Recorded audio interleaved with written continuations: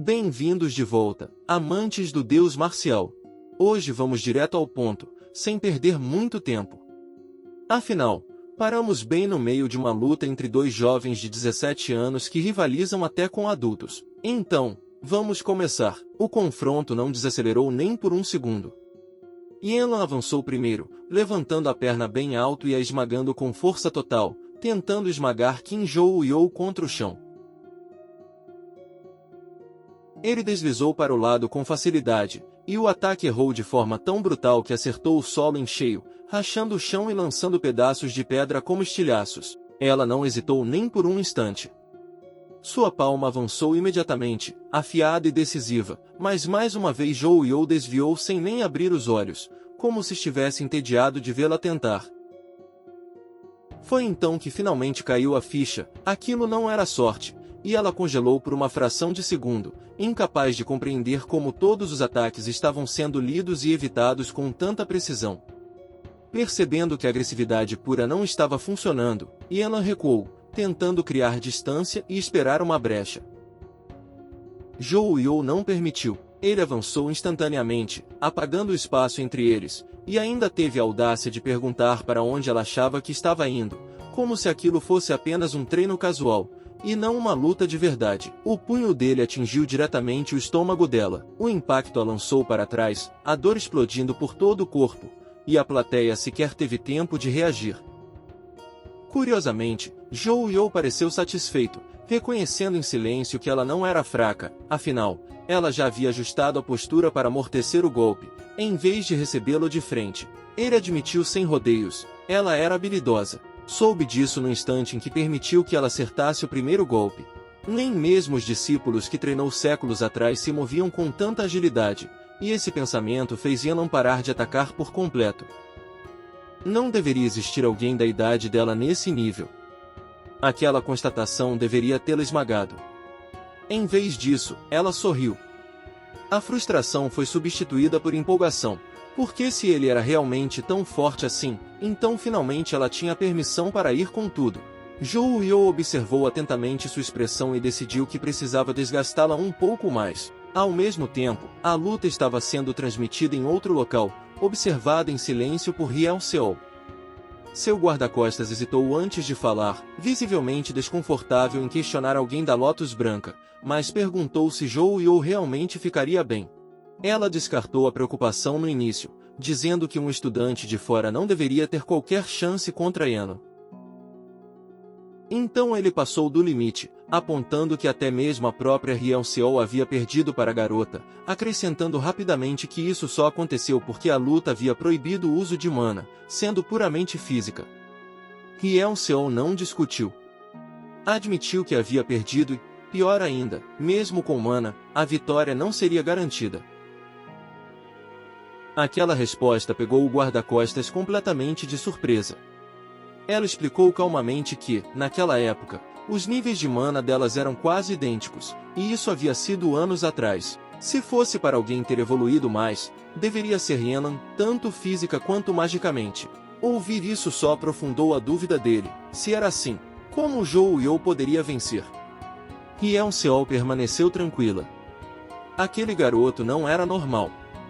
Ele já havia esmagado criaturas perversas, dominado competições sem esforço e até deixado vestígios de si mesmo em Valhalla. Havia algo nele que desafiava o bom senso, e ela tinha certeza de que ele não cairia facilmente. De volta ao campo de batalha, Yelan explodiu para frente novamente, garras estendidas como um tigre saltando para matar. Dois cortes afiados rasgaram o ar, ambos desviados por pouco. Mas o golpe de joelho seguinte pegou Zhou completamente de surpresa enquanto ele encarava o ataque de frente. Ela teve certeza de que havia acertado. A vitória brilhou em sua mente, até que uma dor lancinante atravessou sua perna. Ela gritou, segurando o joelho, chocada com a dor que retornou contra ela mesma. Ela o encarou incrédula e exigiu saber se a cabeça dele era feita de aço. Zhou apenas riu e deu de ombros, dizendo que talvez fosse, antes de explicar casualmente que queria testar se o joelho dela ou a própria testa eram mais resistentes. A irritação de Yelan transbordou. Nenhum de seus ataques mais fortes funcionava, E admitir isso feria seu orgulho mais do que a dor, a força física pura dele era maior que a dela. Não havia como negar. Ela exigiu confirmação de que ele não havia usado mana nem uma única vez. Ele respondeu que sim, lembrando-a de que aquele era exatamente o tipo de luta que ela havia pedido. Foi então que ela mudou as regras. A partir daquele momento, ele estava autorizado a usar mana. Ela havia parado de se conter e, se fosse para vencer, seria com tudo o que tinha. Aquilo seria um confronto em poder máximo. Zhou Yu percebeu a mudança imediatamente. Pela primeira vez, ela parecia genuinamente humilde enquanto a mana se reunia ao seu redor. Ele aceitou sem hesitar. Se ela ia dançar, ele também dançaria. Uma aura azul massiva explodiu ao redor dele. Seus olhos brilharam, as mãos continuaram casualmente nos bolsos, e ele parecia relaxado como sempre. Yan congelou. Sua postura desmoronou quando o choque a prendeu no lugar. O suor escorria por seu rosto enquanto um único pensamento se repetia em sua mente. Como um estudante do ensino médio pode ter tanta mana assim? Ela decidiu naquele instante que ele era o oponente mais insano que já havia enfrentado. O que significava que não havia mais motivo para se conter. Ela avançou em velocidade máxima, determinada a encerrar tudo com um único golpe. Seu punho queimava em vermelho com energia condensada enquanto avançava direto para a testa dele. Zhou Yu não se moveu. Nem um centímetro. Ela teve certeza de que havia vencido. No último instante possível, todo o corpo dele se deslocou. Ele desviou com uma velocidade impossível, como se a própria realidade tivesse ficado para trás, deixando Yan olhando em descrença. Ele disse que havia se divertido até ali. Mas agora era hora de cumprir a promessa. Um único soco a atingiu com força esmagadora, levantando-a completamente do chão. O ar sumiu de seus pulmões. A palavra monstro mal conseguiu sair de sua boca. Ela caiu, derrotada com um único golpe. Zhou Yu permaneceu de pé sobre ela, satisfeito com a sensação no punho, sorrindo calmamente enquanto as câmeras capturavam tudo. O trabalho estava feito. Na sala de monitoramento, o silêncio dominava. Bocas abertas. Olhares presos à tela. Eles haviam testemunhado algo que parecia menos uma luta e mais uma falha na própria realidade. Zhou Yu chegou carregando Lianan sem esforço algum e a apresentou a Rian Seol, afirmando que havia cumprido o acordo. Ainda atonita, Rian Seol apenas confirmou o que já tinha visto, ele realmente a derrotou. Ela finalmente perguntou se algum deles estava ferido. Ele disse que estava perfeitamente bem, sem nenhum arranhão, embora não tivesse certeza quanto a Yana. Quando perguntado sobre a força dela, ele reconheceu seu talento, especialmente para a idade, antes de acrescentar casualmente que o ataque final havia sido decepcionante. Ele a largou no chão sem cuidado algum. A forma como fez isso deixou sua decepção bem clara. O impacto acordou Yana.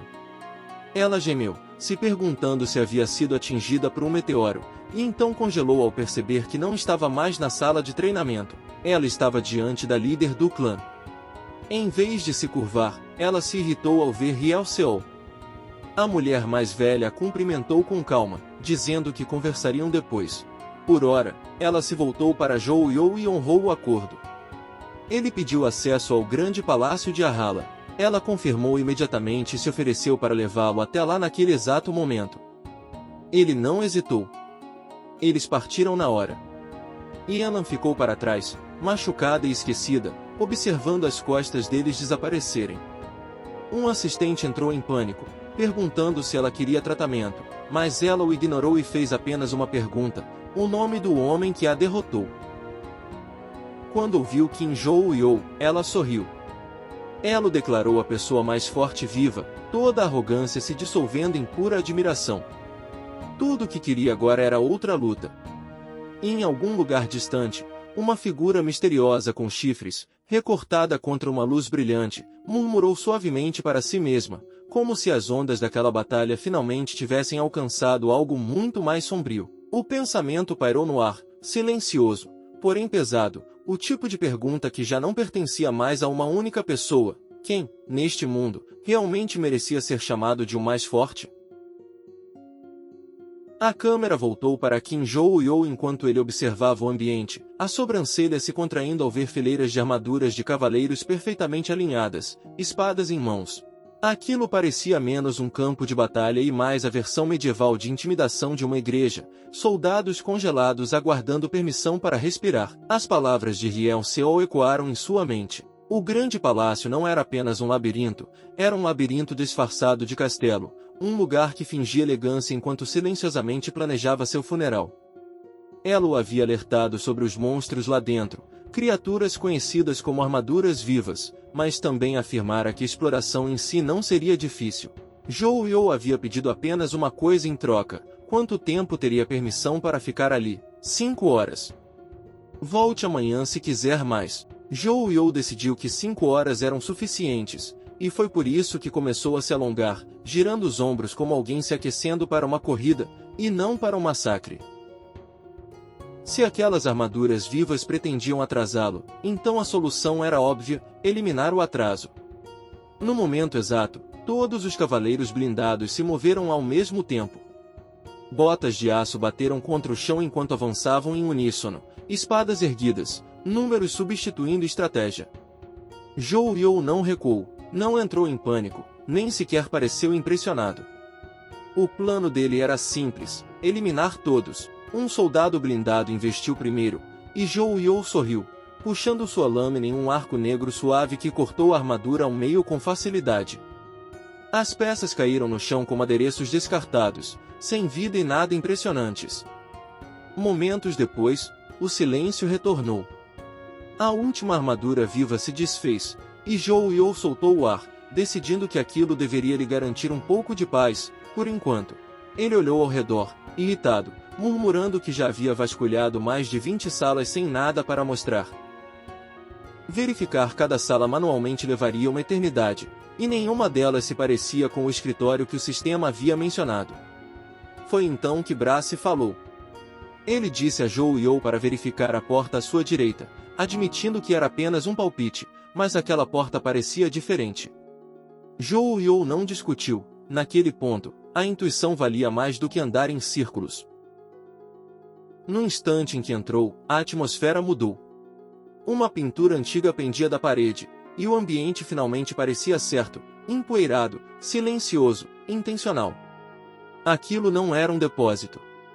Era um escritório. Joo-yeol estudou a pintura, imaginando se retratava Alfredre, o mestre do labirinto, quando Brace apontou casualmente o nome gravado abaixo dela: Alfredre Johnny. Joo-yeol parou, então estreitou os olhos. A maior preocupação dele não era o nome, era como Brace havia conseguido lê-lo. Brace deu de ombros, dizendo que não sabia como, talvez fosse por causa daquelas memórias herdadas. Joo-yeol decidiu que aquilo bastava por enquanto. Tinha que ser aquele lugar. Diversos itens entulhavam o cômodo, mas ele não estava ali para admirar antiguidades. Ele procurava uma passagem secreta. Buscar com cuidado parecia perda de tempo, então ele optou pela eficiência. Móveis se despedaçaram sob seus punhos, mesas se partiram, cadeiras explodiram, livros se espalharam como pássaros assustados. O cômodo virou um caos. E então ele encontrou um alçapão escondido sob os destroços. Sem hesitar, Joo-yeol abriu e desceu as escadas. O sistema soou imediatamente, anunciando que as condições haviam sido cumpridas. A sala secreta de Alfredre Johnny fora descoberta. Mas a verdadeira surpresa não foi a mensagem. Foi a mulher que o aguardava. Uma figura de cabelos vermelhos estava sentada calmamente à mesa antiga, postura relaxada, como se estivesse esperando companhia o tempo todo. Joo-yeol parou, seus instintos se aguçando, e perguntou quem ela era, e o que aquele lugar realmente era. Ela sorriu educadamente e pediu que ele se sentasse primeiro. Quando ele o fez, ela se apresentou como uma guia. Aquilo, por si só, já o deixou desconcertado. Ele nunca tinha visto aquele nome antes, e ela admitiu que era apenas um apelido. Seu nome verdadeiro havia sido roubado. Aquela palavra o atingiu com mais força do que qualquer armadura jamais havia atingido. Lembrou-o de seu sonho. Daquela presença. Da coisa que havia tentado alcançar seu nome. Joo-yeol perguntou diretamente se o mesmo havia acontecido com ela e, Quando ela confirmou, sua suspeita disparou. Por um momento, ele se perguntou se ela não era justamente o ser que havia tentado roubar seu nome em primeiro lugar. Ela explicou com paciência. Os nomes possuíam poder. Cada ação, cada conquista, cada vestígio de existência se construía em torno de um nome, fortalecendo-o. Quanto maior o legado, maior o poder atrelado àquele nome. E esse poder podia ser roubado. Ela disse que o ladrão absorvia esses nomes, junto com tudo que eles representavam, influência, história, força, tudo desaparecia. Zhou Yu perguntou o que acontecia com aqueles que perdiam seus nomes. A resposta o gelou. Eles já existiam em seu mundo. Aqueles cujos nomes foram roubados se tornavam constelações. Ele pressionou mais, perguntando se isso significava que toda constelação era alguém que havia perdido seu nome. Ela assentiu, então acrescentou um detalhe que o deixou rígido: todos, exceto uma reencarnação. Ela sabia sobre seu renascimento, assim como Brace, e sua desconfiança se aprofundou imediatamente. Ao notar isso, ela chamou atenção para o fato, perguntando se ele achava que ela era responsável por sua reencarnação ou pelas notificações do sistema. Ela negou. Ela havia aprendido sobre ele por meio dessas notificações, nada mais. Isso apenas levantou mais perguntas. Ela também tinha um sistema? Zhou Yu cortou a incerteza e perguntou o que ela sabia sobre a coisa que havia tentado roubar seu nome dentro da Torre da Perdição. Ela lhe deu um título, o Mestre do Labirinto. Segundo ela, aquele ser havia enviado a Torre da Destruição à Terra, usando-a para colher conquistas, criar lendas e então roubar o poder acumulado delas. Zhou Yu imediatamente questionou a lógica. Um mestre de labirinto não deveria ter autoridade para enviar algo assim à Terra. Seu poder deveria ser limitado ao próprio domínio. A realização o atingiu no meio da frase. A mulher sorriu. A própria Terra era um labirinto. Ele rejeitou a ideia de imediato, mas ela não discutiu, apenas afirmou que acreditar ou não era uma escolha dele, e que não tinha motivo algum para mentir. Aceitando a premissa por enquanto, Zhou Yu perguntou se o propósito da torre havia sido simplesmente gerar figuras poderosas para que o mestre do labirinto pudesse roubá-las. Ela confirmou. O caos forjava lendas, e apenas os mais fortes sobreviviam tempo suficiente para ganhar nomes dignos de serem tomados. Mas ela acrescentou uma condição: nem todos se tornavam constelações. Suas conquistas precisavam atender a critérios específicos. Em sua mente, Zhou Yu zombou. Só seus discípulos já teriam se qualificado sem qualquer dúvida. O que começou como uma busca por respostas havia se transformado em irritação. Tudo parecia um jogo conduzido por um senhor de labirinto onipotente, com a humanidade reduzida a peças descartáveis. Ela interrompeu sua raiva, dizendo que não era tão simples assim. Sua reencarnação havia sido inesperada, uma anomalia que nem mesmo o mestre do labirinto havia planejado.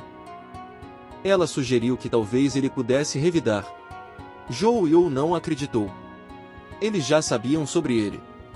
E como ele poderia derrotar um ser que havia lhe enviado as notificações do sistema, a própria coisa que tornava suas ações possíveis? Ela o corrigiu. Quem o havia reencarnado e lhe concedido o sistema não era o mestre do labirinto. Essa revelação só o deixou ainda mais irritado. Outra entidade divina, outra mão invisível puxando os fios. Quando ele perguntou quem era, ela admitiu que não sabia. Mas acreditava que esse ser estava conectado a ele. Alguém próximo. Antes que ele pudesse insistir, ela ergueu as mãos, uma luz rosada se reunindo entre as palmas enquanto a magia tomava forma. Um anel cintilante se materializou, brilhando suavemente. Ela o entregou a ele. Zhou Yu encarou o objeto, perguntando o que era, mas ela encerrou a conversa. O tempo estava acabando. Aquele anel, disse ela, era sua chance de contra-atacar. Ele perguntou por que ela não tinha tempo, já que ambos estavam ali naquele momento. A resposta veio imediata: o mestre do labirinto a caçava, e permanecer ali por mais tempo aumentava o risco de ser descoberta. Ainda assim, ela o tranquilizou, dizendo que agora que haviam se encontrado uma vez, se encontrarem novamente seria mais fácil. 2 dias. Ela estalou os dedos, avisando para ele não perder o anel, e a realidade se distorceu. No instante seguinte, Zhou Yu estava de volta à entrada do labirinto do grande palácio de Ahala. A conversa deixou um gosto amargo em sua boca. As respostas vieram embrulhadas em frustração, e a verdade só tornava tudo pior. Aquela torre não havia sido um acidente. Ela havia sido enviada por algo que roubava os nomes dos poderosos. E agora, Qin Zhou Yu sabia que já fazia parte desse jogo. A verdade finalmente se acomodou em seu peito como uma farpa que se recusava a sair. Aquele que havia arruinado seu futuro, aquele que transformou sua riqueza conquistada com esforço em uma piada, ainda estava vivo em algum lugar, e Qin Zhou Yu decidiu, com total calma, que o mestre do labirinto pagaria por isso. Ele girou o anel em sua mão, estudando-o com uma expressão fechada. Ele não o fortalecia, não reagia, não fazia nada de óbvio, o que, de alguma forma, o tornava ainda mais irritante do que se fosse simplesmente inútil. Seus pensamentos voltaram-se ao poder, a única linguagem que este mundo realmente respeita. Em sua vida anterior, suas pedras de armazenamento estavam repletas de energia mágica refinada, e ele nunca as havia absorvido completamente. Esse seria seu próximo passo. Seu corpo podia estar fraco agora, mas sua reserva de mana não precisava continuar assim. Se ele conseguisse recarregá-la, mesmo que parcialmente, poderia começar a escalar de volta rumo ao seu auge. E isso ainda não seria suficiente. As pessoas daquela era eram mais fracas do que haviam sido 300 anos atrás, mas isso apenas elevava o desafio. Desta vez, ele não pretendia apenas alcançar seu antigo pico, ele pretendia superá-lo. Com essa determinação firmada, Zhou Yu se virou e caminhou em direção à saída do grande palácio de Ahala, o anel repousando silenciosamente em sua mão. Muito longe dali, do outro lado do Pacífico Norte, em uma ilha solitária, outro homem encarava um tablet com uma fúria mal contida. A tela exibia reportagens sobre um famoso grupo de assassinos sendo preso após ter sido completamente aniquilado por um estudante de Valhalla. Seus dedos se fecharam. A tela se estilhaçou sob a pressão de seu aperto, o vidro rachando como gelo antes que ele arremessasse o dispositivo quebrado pelo cômodo. Aquele era Hannibal, o Rei Dragão, líder dos crentes, um homem que não tolerava fracassos. Ele vinha observando Qin Zhou Yu desde que sua constelação demonstrara desagrado com o garoto. Quando o pirralho Ventric pediu a eliminação de Zhou Yu, Hannibal viu uma oportunidade e garantiu que as pessoas certas fossem contratadas. E mesmo assim, falharam. Pior ainda, aqueles supostos profissionais confessaram que os devotos do estavam por trás da tentativa. Hannibal fervilhava de ironia. Como assassinos tão incompetentes ousavam usar aquele título? Uma ligação chegou antes que ele pudesse quebrar mais alguma coisa. A voz de Jorge o cumprimentou, calma e familiar, perguntando se Qin Zhou Yu era a fonte de sua raiva. Hannibal não confirmou diretamente, mas também não negou. Jorge disse que entendia, mencionando que ele também havia perdido alguém importante para aquele mesmo garoto. Hannibal perguntou imediatamente se ele se referia a Dazara. Ele se referia. Jorge explicou que Dazara havia aceitado um trabalho sem permissão, vazado informações para um estudante do ensino médio e se tornado um risco. Ele pretendia mantê-lo como informante dentro da família Ventric, mas quando o perigo cresceu demais, garantiu pessoalmente que Dazara nunca mais falaria. Então, ele ofereceu uma solução a Hannibal. Aqueles 3 assassinos estavam a caminho da prisão, e pontas soltas eram perigosas. Se Hannibal quisesse, Jorge também poderia silenciá-los, eliminando o risco de novos vazamentos. Hannibal mal reagiu. A preocupação dele não era com eles, era com Zhou Yu. Ele fez a pergunta de verdade. Como se livravam dele? A resposta de Jorge veio na hora. Eles não se livravam. Por enquanto, Hannibal deveria esquecer Qin Zhou Yu completamente, porque os ensinamentos do já o haviam marcado. Interferir agora seria suicídio. Aquela informação deixou Hannibal em silêncio, chocado. Até criminosos como eles temiam algo pior. Jorge concordou, dizendo que eles podiam até ser maus, mas existiam pessoas tão fora de controle que assustavam até alguém como eles. Ninguém entendia os motivos, só os resultados. Quando eles miravam alguém, o fim dessa pessoa era garantido. Eles chegaram até a matar o predecessor de Logan, Então, Por enquanto, o único movimento era observar. Encoste no alvo deles, e o olhar pode virar para você. A noite caiu, e Kim Joo-yeol se viu cercado por figuras estranhas em mantos escuros, formando um círculo silencioso ao redor dele. Apesar do número, apesar do clima, ele ficou ali com a maior calma, mãos nos bolsos, como se aquilo fosse só um incômodo, e não uma emboscada. 1 hora, até a paciência dele acabou. Ele perguntou quem eles eram e o que queriam, lembrando que eles já estavam dentro do território de Valhalla. Então ele comentou, em voz alta, se era realmente inteligente mexer com um aluno da academia justo ali. Ironicamente, foi aí que a hesitação entrou nos criminosos. A cena voltou no tempo. O mesmo homem informou que os preparativos estavam completos, diante de Adélia Ventri. Ela comentou o quanto demorou, com uma voz calma, controlada e afiada.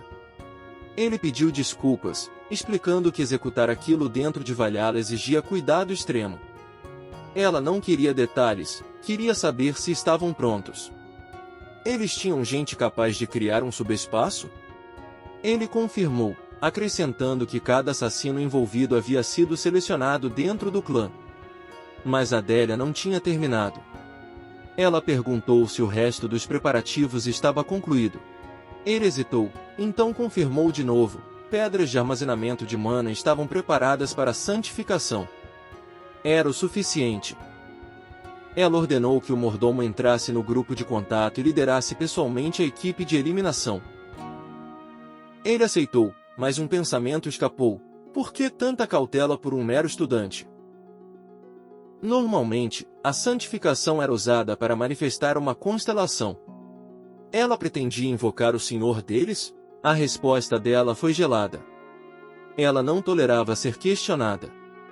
O aviso foi dado e, quando a autoridade dela ficou clara, ela relaxou um pouco. Ela acrescentou que a constelação deles costumava ser silenciosa, mas ultimamente até ela havia demonstrado interesse. Isso a incomodava. Se eles conseguissem invocar a constelação soberana, ela mesma pretendia perguntar algo. De volta ao presente, o mordomo deu a ordem. A equipe de contato começou a formar um subespaço, distorcendo a realidade ao redor de Joo-yeol para bloquear fuga e impedir interferência. Joo-yeol percebeu na hora e não se abalou, chegando até a elogiar a estratégia. Chamar a atenção de Valhalla realmente teria sido um desastre para eles. Ele quis saber quem tinha criado aquele plano. Então ele sorriu, dizendo que tinha um palpite, e apostou casualmente na família Ventric. O mordomo congelou, chocado, perguntando como ele sabia. Joo-yeol explicou de forma simples, até agora ele só tinha feito 2 inimigos, dentre eles, apenas os Ventric evitavam magia negra.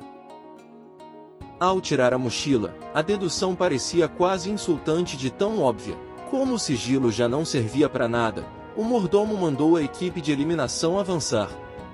Centenas de figuras armadas surgiram no instante, cercando Joo-yeol completamente. O objetivo era claro: eliminar o alvo.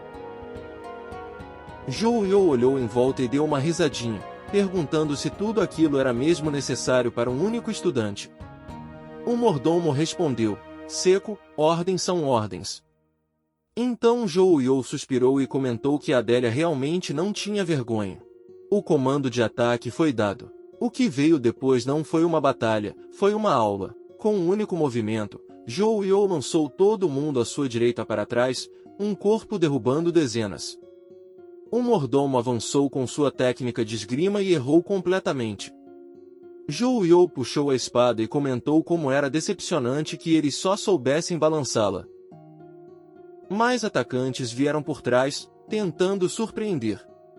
Ele desviou com facilidade e respondeu com um único chute, derrubando todos sem esforço.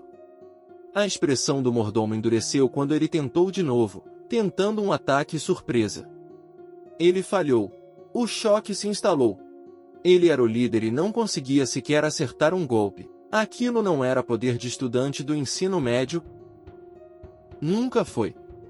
Apesar da intenção deles de matá-lo, Joo-yeol se recusou a usar força letal. Ele disse que eles estavam irritando, e mostrou exatamente como a contenção podia ser dolorosa. O pomo da espada dele acertou o mordomo. Naquele instante, parecia que a alma do homem saiu do corpo. Enquanto a consciência apagava, um pensamento ecoava na mente dele: ele deveria ter escutado. Sua líder estava certa. Eles o subestimaram. Cercados por centenas ou não, eles nunca chegaram perto. E, com essa realização, ele desabou no chão, inconsciente. No momento em que o líder caiu, Kim Joo-yeol entendeu algo importante: a verdadeira pessoa por trás daquela confusão finalmente tinha se revelado. Adélia Ventric apareceu pessoalmente, sem se esconder atrás de soldados ou ordens. Os olhos dela varreram o campo, os homens caídos, o mordomo de confiança largado entre eles. Ela tinha recrutado com cuidado, garantindo que cada membro daquela equipe de eliminação fosse mais forte do que um lutador comum, e era exatamente por isso que o que ela via era tão perturbador. Aquilo não deveria acontecer. Um único estudante esmagando todos daquele jeito não era só inesperado, era assustador. Sem outra opção, Adélia puxou sua lâmina. Ela disse a Joo-yeol que ele deveria se sentir honrado. Ver o artefato divino da família Ventric era um privilégio que pessoas comuns nunca teriam na vida inteira. Joo-yeol riu na cara dela. Para ele, era só uma adaga chamativa e, sinceramente, um clã que precisava de um exército para cercar um estudante não transmitia exatamente dignidade. Aquilo foi a gota d'água. Adélia avançou, a adaga brilhando, o orgulho guiando o ataque. Mas antes que ela chegasse nele, as pedras de mana cravadas nos soldados começaram a vibrar. Uma luz amarela e agressiva explodiu delas. Ninguém entendeu o que estava acontecendo. Adélia se virou por instinto, confusão passando pelo rosto enquanto a luz se intensificava. Todo mundo congelou em choque, todo mundo, exceto Joo-yeol, mãos nos bolsos, expressão tranquila. Ele ficou ali como se aquilo estivesse acontecendo exatamente como planejado. Então a adaga de Adélia começou a brilhar com a mesma luz amarela. Algo estava errado. Um pensamento aterrorizante atravessou a mente dela. O relicário da família Ventric estava despertando? O brilho se espalhou, inundando toda a área, engolindo tudo dentro daquela aura. E então, de forma inconfundível, uma mensagem do sistema apareceu. Perguntou se a pessoa à sua frente era seu mestre. A luz não parou. Continuou jorrando das pedras e do relicário, prendendo todos no lugar. A Adélia ainda conseguia pensar, ver, sentir, mas seu corpo se recusava a obedecer. Ela percebeu que seus soldados estavam completamente congelados, mente e corpo selados. De algum modo, só ela mantinha a consciência. E, ainda assim, Kim Joo-yeol se movia livremente. Ele deu um passo à frente com calma, estudando o relicário, se perguntando em voz alta se era aquilo que um artefato divino sentia. Quando a mão dele tocou a lâmina, outro aviso do sistema apareceu. Master? Pela primeira vez, Joo-yeol hesitou. Então a mana inundou o ar, se juntando a partir de cada pedra que os soldados carregavam, moldando-se em uma forma. Uma presença se manifestou, a mesma que a família Ventric venerava, reverenciava e temia. A constelação deles, o ser do qual eles se orgulhavam pelo poder esmagador. Mas algo estava errado. A constelação removeu a máscara. Por baixo, não havia um deus, nem um monstro, mas uma garota jovem. Ela olhou para Kim Joo-yeol com olhos brilhantes e o chamou de mestre. Por um segundo, Joo-yeol congelou. Ele não conseguia falar. Não conseguia se mover. O homem que encarou morte, conspirações e deuses sem piscar ficou completamente sem voz. A garota o encarou com admiração, e a cena virou memória. Ela já tinha sido uma criança acorrentada, presa em sujeira e desespero. Naquela época, Joo-yeol era apenas um aventureiro, que tropeçou num traficante de escravos, e ela era uma das escravas. Ele viu na hora, o ódio nos olhos dela. O tipo de ódio que nasce quando o mundo te abandona. Ela cuspiu que ele não sabia nada sobre o sofrimento dela. Joo-yeol não negou. Em vez disso, ele disse algo que a silenciou na hora. Ele também tinha sido escravo. sequestrado quando criança, preso por correntes de proibição, carregando aquele peso por anos. Quando ele perguntou se ela queria liberdade, o olhar dele era sério como uma sentença. Ela gritou que liberdade era impossível, que se ele realmente entendia a escravidão, não faria uma pergunta tão estúpida. Então ele explicou. Existiam duas formas de quebrar aquelas correntes, ou o dono te soltava por vontade própria, ou o dono morria. O dono dela já estava morto. Ela achou que isso significava que a esperança tinha acabado. Então Zhou Yu revelou a terceira forma. Usar mana para anular a magia de proibição em si. Ele tinha feito isso por si mesmo. E então, na frente dela, ele quebrou as correntes dela também. Liberdade, algo em que ela nunca acreditou, de repente virou realidade. Ele disse para ela viver livremente, voltar para a família. Foi aí que a verdade a despedaçou de novo. A família dela tinha desaparecido, morta pelo mesmo traficante que a escravizou. Zhou Yu não hesitou. Disse que estava prestes a iniciar uma jornada para esmagar cada traficante de escravos que encontrasse e perguntou se ela queria ir junto. Depois de um momento, ela aceitou. Foi assim que ela virou discípula dele. 300 anos depois, Revela encheu Zhou Yu de algo perigosamente próximo do alívio. Ele sempre soube que ela se tornaria uma constelação. Mas doeu. Ele a conhecia melhor do que qualquer um, e mesmo assim não conseguia lembrar o nome dela. Até nas memórias dele, o instante em que ela dizia o próprio nome estava borrado, apagado. Agora ele entendia o que realmente significava ter o nome roubado. Sem conseguir se lembrar, ele sorriu de leve e a chamou do jeito que sempre chamava. Idiota. Faz tempo. A Adélia assistiu a tudo isso plenamente consciente, congelada no lugar, incapaz até de piscar. A constelação que ela venerava, sendo chamada de idiota pelo homem que ela tentou matar.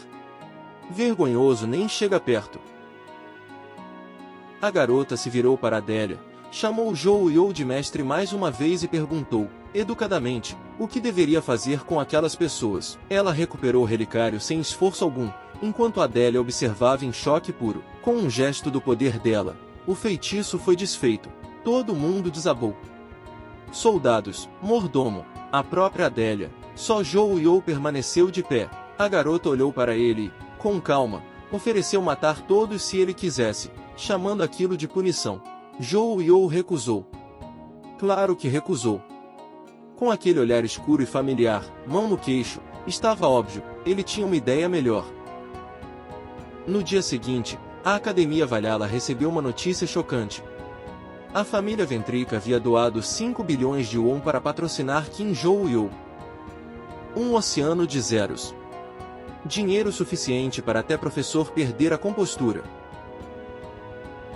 O instrutor Lee Sang-xiao visitou seu colega Kim Li-gon, ambos perplexos. Da última vez que a família Ventric tentou enterrar um escândalo com dinheiro, Zhou Yu recusou sem pensar duas vezes. Então por que agora? Hokjiu já tinha sido banido. Se a família quisesse ele de volta, arrebentariam aquilo à força. Nada fazia sentido. Eles presumiram que Zhou Yu recusaria de novo. Então ele foi chamado para uma reunião. E, para o choque de todo mundo, ele aceitou a doação com um sorriso. O professor só conseguiu encarar, atônito, aceitando em silêncio que surpresas agora faziam parte do trabalho. Zhou Yu comentou, com a maior naturalidade, por que recusaria um presente tão generoso. Informaram que ele agora era um aluno VIP, elegível para dormitórios prêmios se quisesse. Ele deu de ombros, dizendo que por enquanto seu quarto atual estava ótimo. Depois que ele foi embora, o professor ainda estava confuso, pensando em tudo aquilo. Era tudo tão estranho. Ele havia recusado a oferta anterior sem sequer piscar. Mas agora, ele a aceitou imediatamente e foi embora. De qualquer forma, pelo menos isso não afetaria a academia. Então não era problema dele. Mais tarde, Zhou Yu andando pela academia, a memória do reencontro com sua discípula de máscara de corvo continuou girando na mente dele. E, pela primeira vez, o caos pareceu administrável. O primeiro instinto da garota era simples e brutal, apagar todo mundo que ousasse levantar a mão contra o mestre dela. limpo, eficiente, definitivo. Zhou Yu, porém, não queria um massacre. Ele queria vantagem.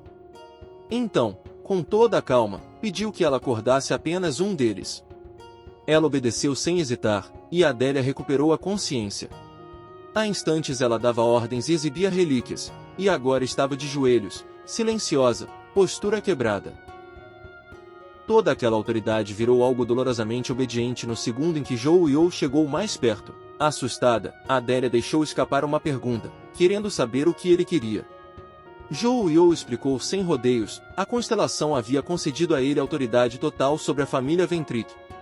O que quer que ele decidisse, eles aceitariam. Então ele perguntou diretamente como ela queria que aquilo fosse. Antes que Adélia conseguisse formular uma resposta, a constelação interrompeu. Disse que a família Ventric tinha sido criada com um único propósito, servir ao mestre dela. Aquilo bateu forte. Adélia tremeu e perguntou se a frase passada por gerações, todos por um, se referia a isso. A constelação respondeu sim, furiosa por aquela compreensão ter demorado tanto. O sempre foi o mestre dela. Com a respiração trêmula, Adélia fez a pergunta que ela morria de medo de ouvir respondida. Isso significava que aquele garoto, não, aquele homem, era realmente o mestre dela? A constelação confirmou sem hesitação. A aparência não significava nada. A mana dele dizia tudo o que ela precisava saber. Com isso resolvido, Zhou Yu deu um passo à frente e encerrou o assunto por completo. Aquilo não era sobre quem ele era sobre o que aconteceria com Adélia agora. Ele admitiu que detestava a arrogância da família Ventric, mas também reconheceu a influência e a posição deles na sociedade.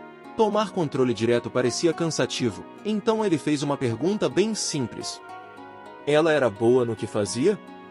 Adélia ficou sem reação, gaguejando no começo antes de responder. Explicou que, embora oficialmente fosse a vice-líder, ela vinha conduzindo o clã havia 4 anos. Nesse período, ela estabilizou tudo e garantiu a posição deles como o clã mais forte do Reino Unido. Zhou Yu ouviu, assentiu e mandou ela continuar. Essa foi a decisão dele. Ela continuaria liderando a família Ventric, mas dali em diante, trabalharia para ele. Ela apoiaria os objetivos dele sem questionar. Para garantir que a mensagem ficasse marcada, ele apontou para a constelação e a lembrou do que estava em jogo. Se Adélia saísse da linha, todo mundo faria uma viagem só de ida para o outro mundo. A discípula dele o tranquilizou, prometendo garantir pessoalmente que a família Ventric se comportaria. Mas, no instante em que ela disse isso, um brilho dourado tremeluzia ao redor do corpo dela. O tempo dela estava acabando. Ela explicou que se manifestar naquele mundo consumia energia demais, e as pedras de mana que sustentavam sua presença estavam quase esgotadas. Ela queria ficar mais, mas não podia. Zhou Yu perguntou se todas as constelações tinham limites assim. Ela nem se preocupou em responder direito. Rever o mestre depois de tantos anos importava mais do que qualquer restrição. Ela removeu a máscara, dizendo que ver a reencarnação dele pessoalmente não tinha preço para ela. Zhou Yu entendeu. E, com delicadeza, ordenou que sua amada discípula fosse descansar. Ela colocou a máscara de volta, mas antes de partir, disse uma última coisa: ela não foi a única discípula que virou constelação. Existia outra. Ele a encontraria em breve. Com essa última mensagem, a garota de máscara de corvo se dissolveu em luz dourada, deixando Zhou Yu e Adélia encarando o vazio onde ela estava.